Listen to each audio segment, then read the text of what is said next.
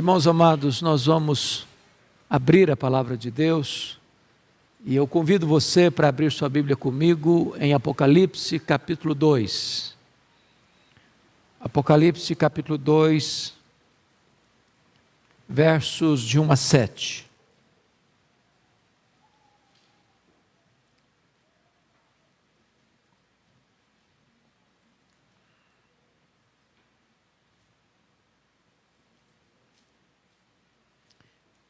Carta à igreja em Éfeso. Ao anjo da igreja em Éfeso escreve: estas coisas diz aquele que conserva na mão direita as 7 estrelas e que anda no meio dos 7 candeeiros de ouro.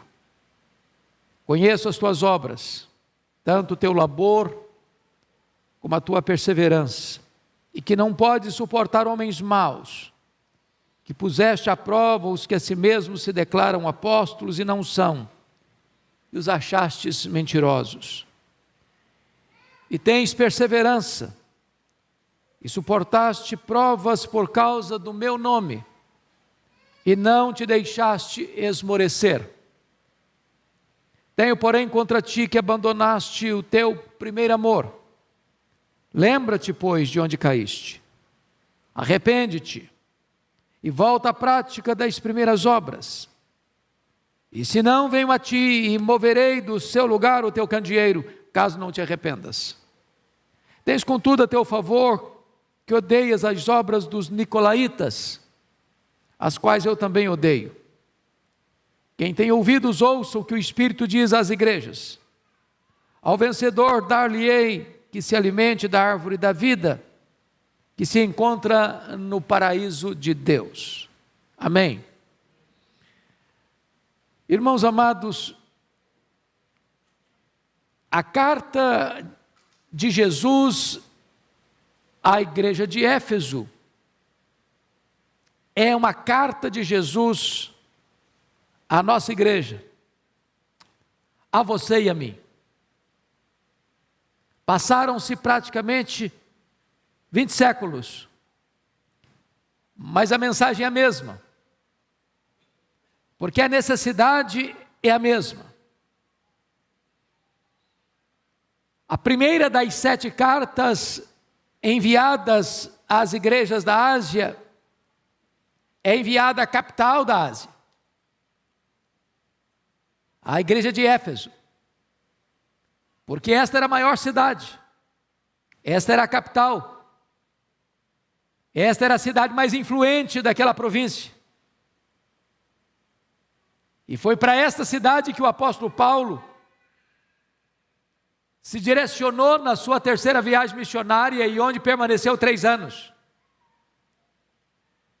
Foi esta cidade e desta igreja que o evangelho se espalhou por toda a província, plantando igrejas em toda a província, como Esmirna, como Pérgamo, como Tiatira, como Sardes, Filadélfia, Laodiceia, Colossos e Herápolis. Esta cidade era uma grande metrópole. Nessa cidade ficava o porto mais importante da Ásia. Essa cidade hospedava uma das 7 maravilhas do mundo antigo, o templo jônico da grande deusa Diana dos Efésios. Um palácio de mármore bordejado de ouro, 4 vezes maior do que o Partenon de Atenas. Essa cidade era uma cidade idólatra. Essa cidade era uma cidade marcada pelo ocultismo. Essa cidade era uma cidade que também sediava o culto ao imperador. Portanto, um lugar de implacável perseguição aos cristãos. E Paulo então chega nessa cidade para plantar uma igreja. E ali ele experimenta um verdadeiro reavivamento espiritual. Algo extraordinário acontece, inexplicável para nós, porque sem os recursos da comunicação que temos hoje, em apenas 3 anos, a cidade foi impactada com o evangelho, a tal ponto das pessoas se converterem e virem denunciando publicamente as suas obras. a ponto dos feiticeiros se converterem, irem para a praça da cidade, queimar os seus livros de magia. A ponto de Atos 19:10 afirmar que a palavra de Deus prevaleceu naquela cidade. A ponto daquela igreja tornar-se uma igreja plantadora de novas igrejas, plantando igrejas por toda a província. Depois que Paulo saiu de Éfeso, rumando para Jerusalém, sendo preso em Jerusalém, sendo transferido para Cesareia, onde ficou 2 anos preso, indo para Roma e ficando 2 anos preso em Roma. De Roma ele escreve a carta aos Efésios e elogia aquela igreja pela sua fé robusta, pelo seu amor acendrado, pela sua esperança viva, uma igreja marcada pelo amor. Esta igreja tornou-se tão importante que ela suplantou inclusive as igrejas de Jerusalém e Antioquia da Síria. Quando Paulo sai da sua primeira prisão, ele deixa lá Timóteo como pastor dessa igreja. Mais tarde o apóstolo João vai se tornar pastor desta igreja. E enquanto era pastor dessa igreja, que ele é deportado para a ilha de Patmos, por ordem do imperador Domiciano, de onde ele escreve o Apocalipse, de onde ele vai ter a mais sublime revelação do futuro. E agora, 40 anos depois, portanto, quando esta carta, por ordem de Jesus, é endereçada à igreja, a igreja ainda permanecia fiel na doutrina. A igreja ainda permanecia envolvida no trabalho de Deus. Mas a igreja, 40 anos depois, talvez a segunda geração, já tinha perdido o seu primeiro amor. Botado a vida no piloto automático. Acostumada com a rotina intensa de uma agenda profundamente complexa, com muito trabalho, em face da perseguição sofrida, em face das muitas doutrinas que saltitavam na cidade, os falsos apóstolos, permanecendo firme, mas tudo aquilo já estava sem o brilho nos olhos, o fogo no coração, o entusiasmo com o Senhor. A igreja havia perdido o seu primeiro amor. Então, esse é o contexto desta carta, e eu convido que você, com a Bíblia aberta, a nós considerarmos qual é esta mensagem do noivo à sua noiva, a mensagem de Jesus à sua igreja, a mensagem de Jesus a você e a mim. Em primeiro lugar, o noivo se apresenta à sua noiva para lhe dar segurança. Note comigo o versículo 1, você pode ler comigo, vamos juntos? Verso 1. Ao anjo da igreja em Éfeso escreve: estas coisas diz aquele que conserva na mão direita as 7 estrelas e que anda no meio dos 7 candeeiros de ouro. A primeira coisa, irmãos, que me impressiona nesse texto é que Jesus anda no meio da igreja. A consciência de que aquele que está no trono, aquele que está no comando do universo, aquele que rege as nações, aquele que levanta reinos e abate reinos, ele está presente no meio da sua igreja. Talvez você e eu hoje não tenhamos muita dificuldade em entender que ele está no trono, que ele é transcendente, que ele reina, mas muitas vezes nós perdemos a noção da sua imanência, da sua presença conosco. E eu não tenho dúvidas, irmãos, que se conexão com Deus está hoje completando 10 anos de jornada, é porque o Senhor Jesus esteve conosco. E é porque Ele está aqui nesta noite. Você não veio para este culto por causa da geografia desse templo, por causa do conforto dessas poltronas, ou por causa da música que é entoada, e nem por causa do pregador que está aqui. Você veio porque Jesus está neste lugar. É a presença dEle. Mas notem vocês comigo, que o noivo da igreja está presente para trazer segurança para a igreja, porque ele diz: estas coisas diz aquele que conserva na mão direita as 7 estrelas. Se você ler no verso 16 do capítulo 1, está escrito: tinha na mão direita as 7 estrelas. Mas a palavra tinha é diferente da palavra conserva aqui no verso 1, e eu vou ilustrar. Eu tenho a minha Bíblia na minha mão, mas você percebe que esta Bíblia é maior do que a minha mão, embora eu a tenha, ela não está completamente dentro da minha mão. Agora deixa eu ilustrar. Eu estou aqui com um pequeno chaveiro. Esse pequeno chaveiro está dentro, literalmente dentro da minha mão. O texto aqui de conserva na mão direita as 7 estrelas, é exatamente esta aqui. Eu quero dizer para você que a sua vida está desse jeito aqui nas mãos de Jesus. Completamente dentro das mãos de Jesus. Ninguém pode arrancar você das mãos de Jesus. Nem a vida, nem a morte, nem anjos, nem principados, nem poderes, nem altura, nem profundidade, nem qualquer outra criatura, como cantamos aqui, pode tirar você das mãos de Jesus. Você está seguro.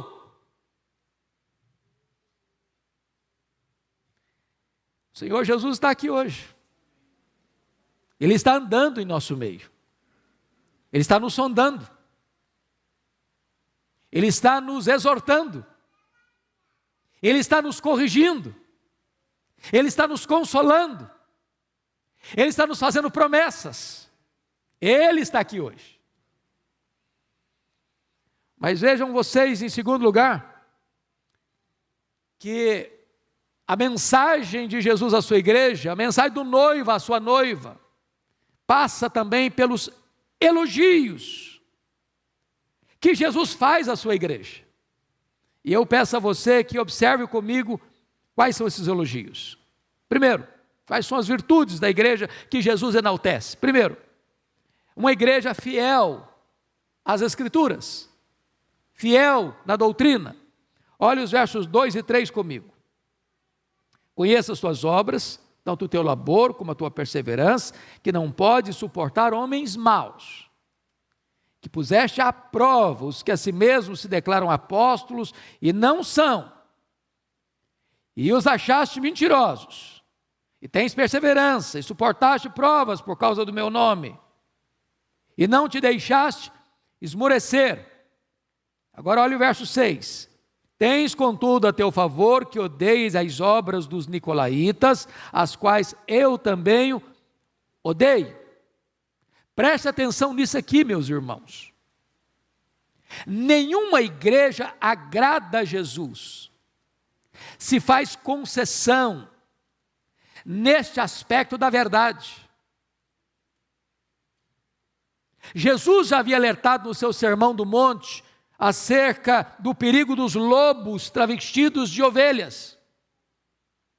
Quando Paulo estava se despedindo da igreja de Éfeso, ele se reúne com os presbíteros desta igreja, alerta-os lá em Atos 20, 29 e 30. Depois da minha partida, penetrarão lobos vorazes no meio do rebanho, para devorar o rebanho.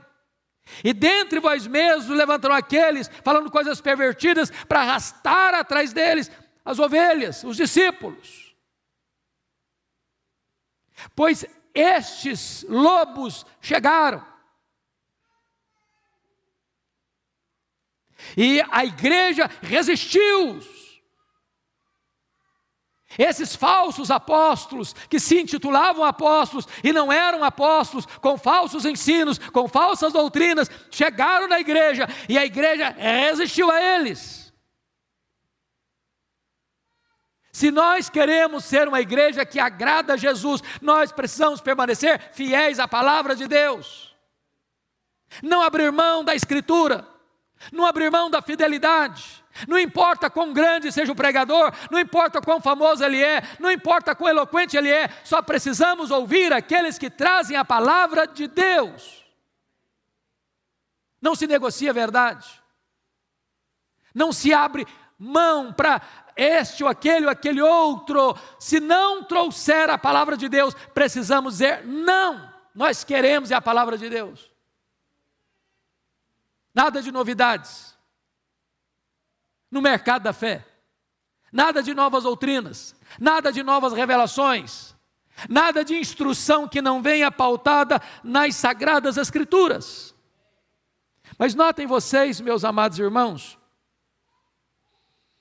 que a igreja tinha também discernimento espiritual, não apenas sendo intolerante às heresias, conforme o verso 2, porque eles puseram à prova, os que a si mesmos declaravam apóstolos não eram, achando os mentirosos, mas a igreja também tinha discernimento com respeito ao pecado moral, para não aceitá-lo. Olha o verso 6 comigo.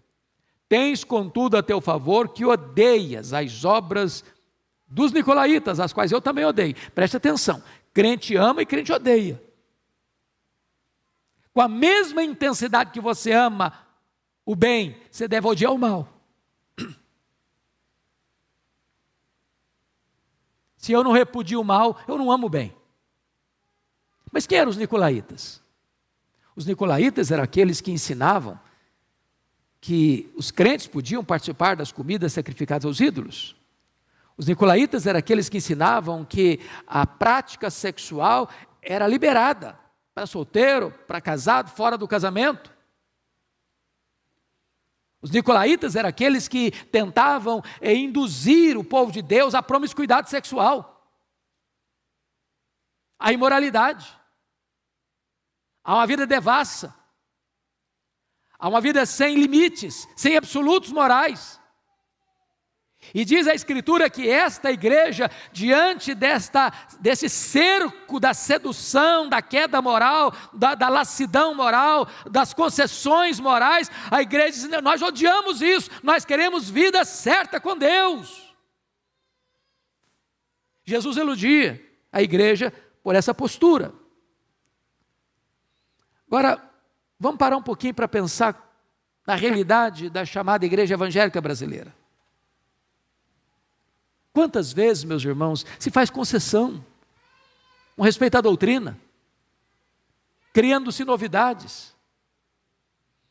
Eu fui certa feita convidado para ir numa das grandes capitais do Brasil, e eu fiquei impressionado, porque tinha um grupo de líderes ali, e para minha surpresa, eles queriam estabelecer uma estratégia para alcançar o Brasil. E sabe qual foi a estratégia que foi abordada ali naquela reunião?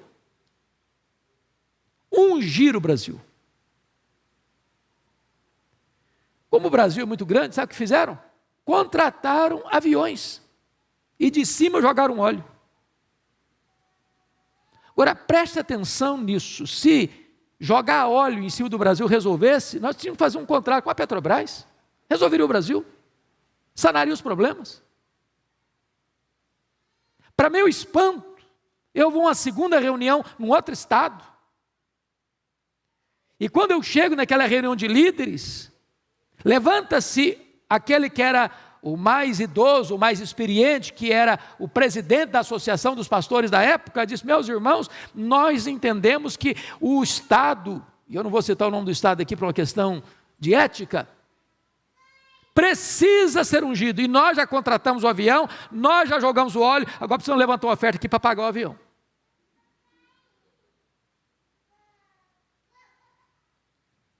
Mas onde está isso na Bíblia? De onde tiraram isso? Que revelação é essa? Nós precisamos entender, irmãos, que se nós quisermos agradar a Jesus, nós precisamos nos manter íntegros nas Escrituras. Não podemos acrescentar nada, não podemos tirar nada.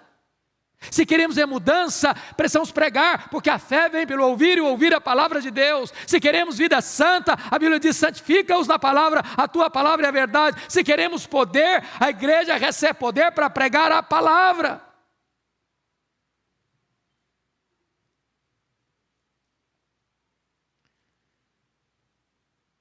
Vejam vocês, que Jesus faz um segundo elogio àquela igreja. Confira comigo o versículo 2.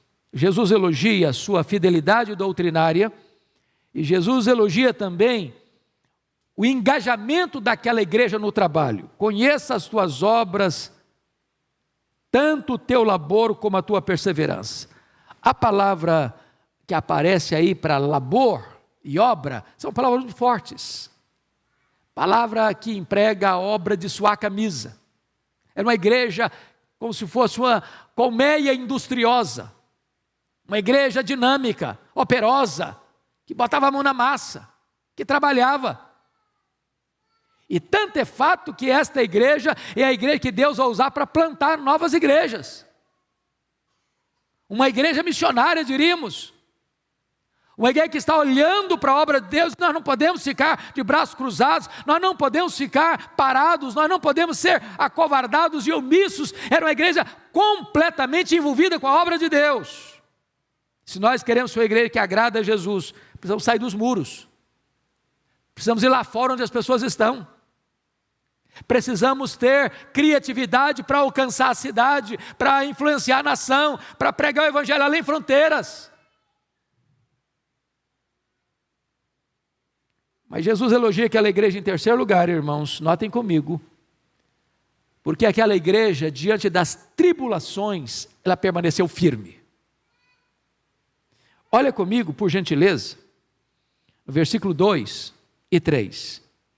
Conheça as tuas obras, tanto o teu labor como a tua perseverança, e que não podes suportar homens maus, que puseste a prova os que a si mesmos declaram apóstolos e não são, e os achaste mentirosos, e tens perseverança, e suportaste provas por causa do meu nome, e não te deixaste esmorecer. Em outras palavras, aqueles crentes estavam sendo provados, não é porque estavam fazendo coisa errada, não. Eles estavam sendo provados, não é porque tinham escândalos escondidos, não. Eles estavam sendo provados por causa do nome de Jesus, por servirem a Jesus.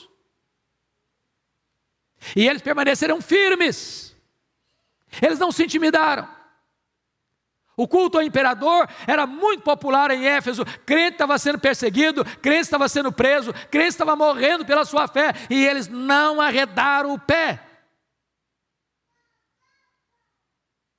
Vocês acham que o mundo é favorável à igreja? Que o mundo é simpático à igreja? Vocês aguardam aplausos do mundo? Reconhecimento do mundo? Jesus Cristo diz: o mundo nunca foi amigo da igreja. Tem outros valores, outros princípios, outras normas, outras regras, outros parâmetros. O mundo odiou Jesus. E se nós formos parecidos com Jesus, o mundo vai nos odiar porque odeia Jesus em nós. Como disse pastor Francisco Leonardo, não é que se a igreja for mais perseguida, ela será mais fiel. Se ela for mais fiel, ela vai ser mais perseguida. E a igreja de Éfeso não abriu mão de andar com Deus, de ser firme, resistir toda a pressão, toda a perseguição, por causa do nome de Jesus. Não é hora de ceder não, irmãos. Não é hora de nos conformarmos com esse século, não. Não é hora de nós fazermos uma releitura da Bíblia para acolher o que o mundo quer. Não! A igreja precisa erguer a sua voz e dizer: eu creio no Senhor, eu creio na palavra, ainda que o mundo nos odeie, ainda que o mundo nos persiga, ainda que a morte chegue, ainda que o martírio entre, a igreja precisa permanecer firme.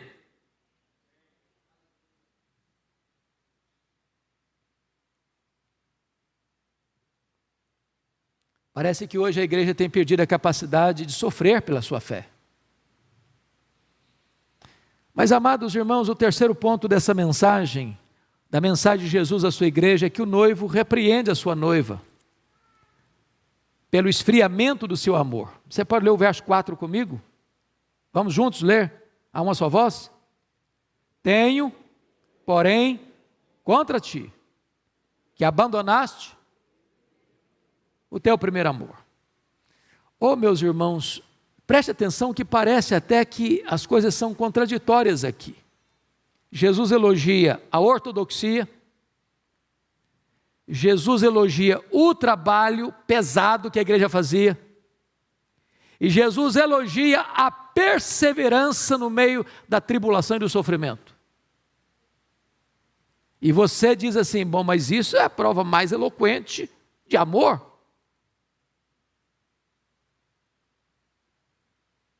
O grande aspecto, queridos, que é um alerta para nós, é que com o tempo, com o passar dos anos, a gente pode botar tudo isso no piloto automático. E eu defendo a fé, e eu preciso defender mesmo. E eu trabalho com muito zelo, e eu mantenho a minha posição intacta, mesmo diante da pressão e da perseguição, mas de repente tudo isso eu faço com meu coração frio. Morro pela minha igreja, morro pela minha denominação, morro pela minha doutrina, morro pelo trabalho que eu realizo, mas o coração já não palpita mais. Os olhos não brilham mais. Eu substituí o Senhor da obra pela obra do Senhor. Eu faço a obra, eu amo a obra, eu realizo a obra, mas eu não tenho mais comunhão com Deus da obra. E sabe, amados irmãos, a maior necessidade nossa não é fazer a obra, é ter comunhão com Deus da obra, porque é a comunhão com Deus da obra que deve desembocar na obra do Senhor. É impossível você amar o Senhor da obra sem amar a obra do Senhor. É impossível você ter comunhão com Deus e não ter zelo pela obra de Deus. É impossível você não amar Jesus e não amar a palavra de Jesus.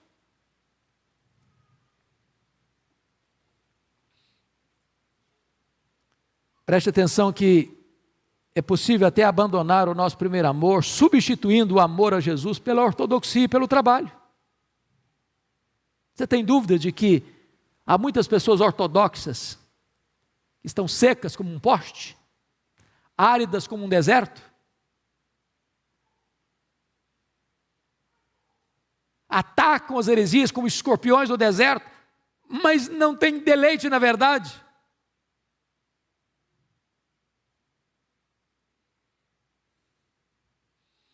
Se a igreja é noiva, e Jesus é o noivo da igreja, se Jesus é o marido e a igreja é a esposa do Cordeiro, é possível que uma esposa seja fiel ao seu marido, mas não devote a ele todo o amor que ele merece. E Jesus Cristo deixou isso muito claro, que a marca de um cristão é o amor. Nisto conhecerão todos que sois meus discípulos, se tiverdes amor uns pelos outros. Então, meu amado, eu gostaria de parar para fazer um diagnóstico do meu coração nesta noite, que você fizesse um diagnóstico do seu coração nesta noite. Talvez você esteja substituindo o amor a Jesus pelo zelo religioso. Você observa com muito cuidado e rigor os ritos. Talvez você valorize tanto o conhecimento teológico, o conhecimento doutrinário, o conhecimento das verdades sublimes, que isso é um fim em si mesmo. E é hora de nós perguntarmos, meu Senhor, será que esse conhecimento que eu estou adquirindo da Tua Palavra, das grandes doutrinas da graça, não estão sendo um fim em si mesmo? E o meu coração se deleita em Ti, e o meu coração palpita por Ti, e a minha alma aspira por Ti, e os meus olhos brilham por Ti? É a grande pergunta.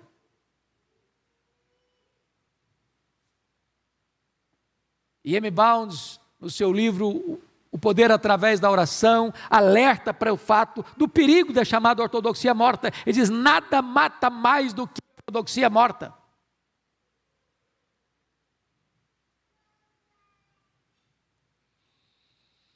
Agora veja bem, nós abandonamos o nosso primeiro amor, irmãos, quando nós temos a capacidade de examinar os outros, mas não temos a capacidade de diagnosticar em nós mesmos a falta de amor. A igreja de Éfeso estava absolutamente certa ao diagnosticar as falsas doutrinas dos falsos apóstolos. A igreja de Éfeso estava absolutamente certa ao odiar a obra dos nicolaítas. Ela olhava para fora e detectava o erro, ela olhava para fora e detectava a heresia, ela olhava para fora e detectava o pecado, mas ela não tinha capacidade de olhar para dentro e dizer: não, eu estou com um problema, o meu amor se foi, meu relacionamento íntimo com o Senhor se apagou. Quantas vezes nós somos precisos, cirúrgicos em examinar os outros, mas não temos a capacidade de examinar a nós mesmos e dizer: meu Deus, eu preciso de um reavivamento, meu Deus, eu preciso voltar ao melhor daquilo que eu já tive lá no passado. Restaura, Senhor, o meu amor por Ti. Mas eu quero concluir o último ponto, quarto e último ponto. O noivo oferece à sua noiva a chance de um novo recomeço, ou de um novo começo, melhor dizendo. E a primeira coisa, veja comigo o verso 5, eu preciso que você leia em voz alta o verso 5 comigo. Vamos juntos? Lembra-te, pois, de onde caíste, arrepende-te e volta à prática das primeiras obras. E se não, venho a ti e moverei do seu lugar o teu candeeiro, caso não te arrependas. A primeira coisa que Jesus estabelece é a necessidade de lembrar de onde caíste. Veja você, é hora de você parar um pouquinho, voltar um pouco a fita, retornar um pouco lá atrás. O que aconteceu? Onde você estava? Onde você perdeu essa alegria? Esse entusiasmo por Jesus, esse amor por Jesus? Você se lembra do melhor tempo da sua vida espiritual? Quando ler a Bíblia para você era um deleite? Quando passar a noite em vigílias era um prazer? Quando você não saía de casa sem um folheto no bolso para distribuir? Quando falar de Jesus era o que dava brilho nos seus olhos? Quando você se deleitava na comunhão com Ele? Para um pouquinho, faça como o pródigo, toma uma decisão de, a partir dali, você largar aquilo para trás e recomeçar. Hoje é um dia de recomeço, irmãos. Hoje é um dia de volta ao primeiro amor. Mas não tem volta ao primeiro amor, a não ser que você constate onde começou esse processo do endurecimento do seu coração, ou dessa chama se apagar dentro de você. A segunda coisa, Jesus estabelece aí: arrepende-te. E às vezes nós pensamos que arrependimento é choro. Ah, o cara chorou, se arrependeu. Arrependimento é atitude, é decisão. Implica sim na sua mente, sua consciência: eu errei. Implica sim na tristeza pelo fato de você ter errado. Mas sobretudo, o arrependimento só é arrependimento quando você abandona aquilo que você fez de errado e toma uma decisão: a partir de hoje eu quero mudar, vou mudar. Está aqui a decisão feita. Porque se você ficar só na consciência do erro, na tristeza do erro, isso é remorso, e remorso leva você à morte, mas arrependimento leva você à vida. Terceiro, olha comigo o verso 5 ainda: e volta à prática das primeiras obras. Não é arrependimento e novamente arrependimento, é arrependimento e demonstração do fruto do arrependimento. Como nós precisamos disso? Mudança, retomada às primeiras obras. Mas notem comigo, amados, que o Senhor Jesus deu também um alerta aqui. Qual foi o alerta do versículo 5? E se não, venho a ti e moverei do seu lugar o teu candeeiro. Candeeiro é um negócio que para brilhar, é uma tocha para brilhar. O que Jesus está dizendo é o seguinte: se você não se arrepender, se você não voltar à prática das primeiras obras, eu virei e vou retirar esse candeeiro daí. Sabe o que aconteceu, irmãos? Você vai a Éfeso hoje, e o Senhor removeu a cidade de Éfeso, hoje é só ruínas. O Senhor removeu a igreja de Éfeso, só tem pedras reviradas.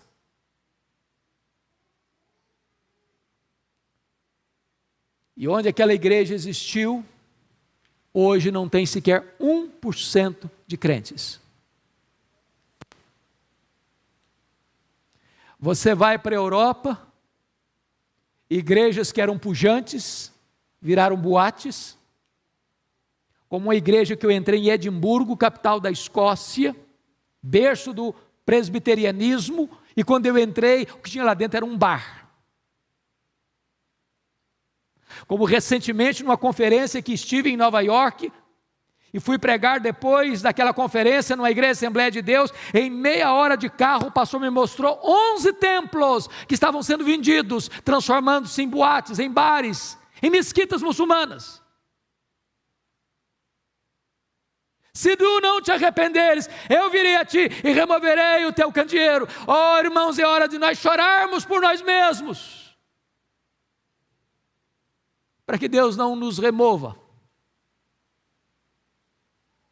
Mas bendito seja Deus, essa palavra não é uma palavra que termina com desânimo, não.